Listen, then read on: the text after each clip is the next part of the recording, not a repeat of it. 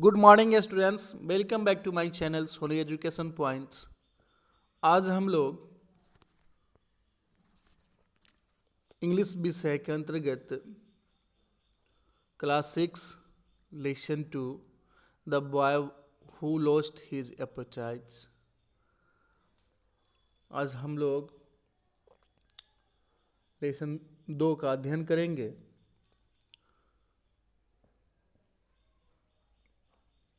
और लड़का उसने अपनी भूख को खो दी। तो आइए हम लोग इस कहानी को देखते हैं। Sam was a rich young man. Sam एक अमीर युवा आदमी था। When his father passed away early, he became the owner of all his father had. जब उसके पिताजी मर गए तो उनकी सारी जायदाद का मालिक वह बन बैठा। He now started living a luxurious life. अब उसका जीवन बिल्कुल शान शौकत वाला हो गया था। He ate rich food and lay in bed all day. वह क्या करता था कि वह खूब बढ़िया से बढ़िया खाना खाता था और पूरा दिन बिछावन पर लेटा रहता था। As a result, he did not find any food tasty. और अंत में यह अंजाम हुआ उसका कि उसे कोई भी खाना स्वादिष्ट नहीं लगता था। मंथ पास्ट, धीरे धीरे 1 महीने गुजर गए। One day, in spite of laziness, he agreed to take part in a hunt. धीरे धीरे 1 महीना बीतने के बाद एक दिन वह बेहद आलस, शरीर में उनको आलस, उसको सुस्ती का अनुभव कर रहा था। तब उसने एक शिकार में भाग लेने के लिए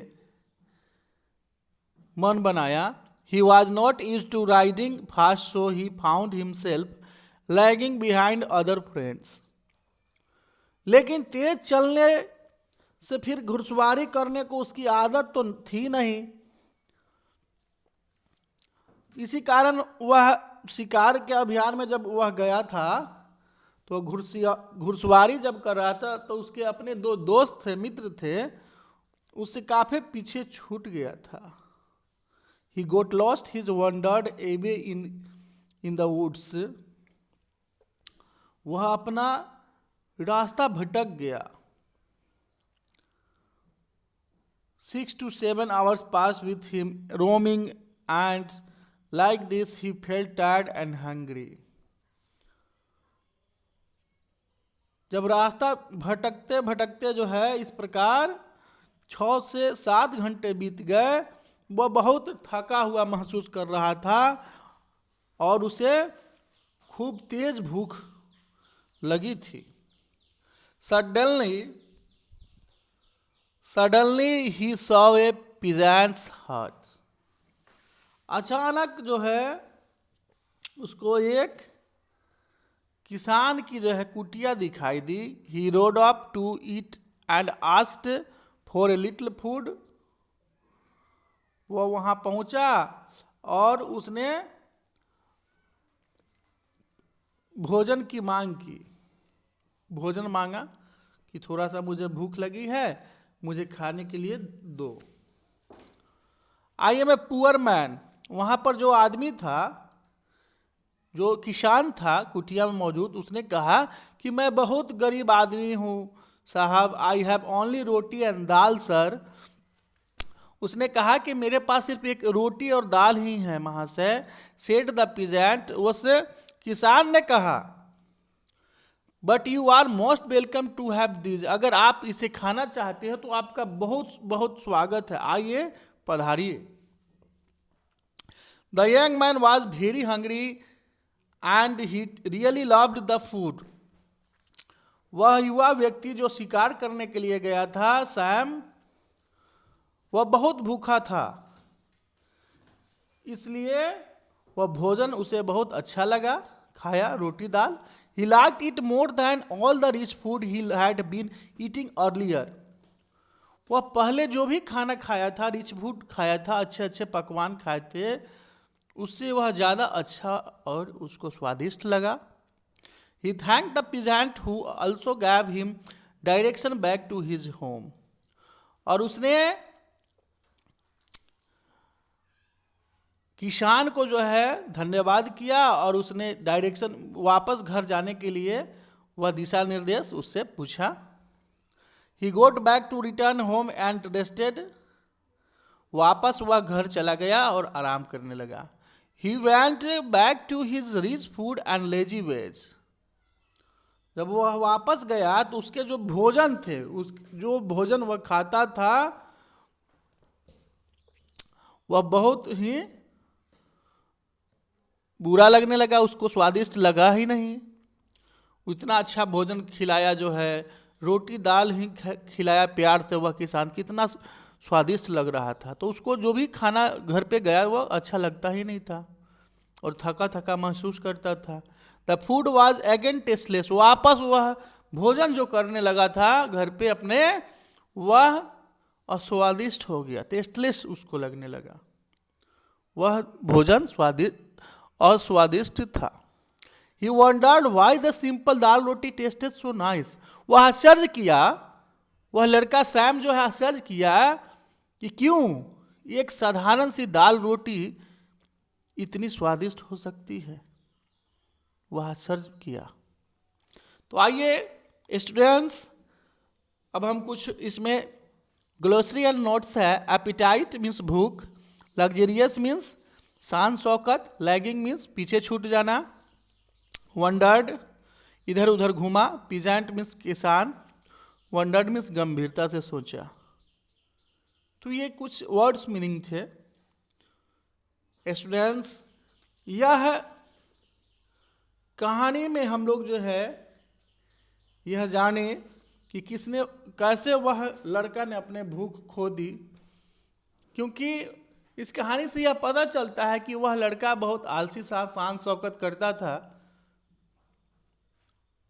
मेहनत नहीं करता था, खाकर सोया रहता था,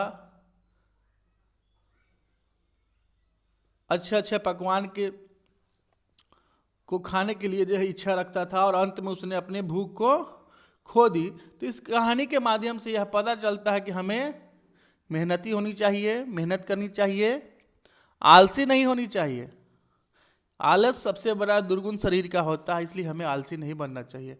तो आइए स्टूडेंट्स, अब आगे के कुछ true and false question answer है उसको देखते हैं. पहला है ट्रू एंड और फॉल्स में, Sam was a young boy. Sam was a rich young boy है, इसलिए यह फॉल्स है. Sam lay in bed all day because the became sick. He became sick. Sam जो है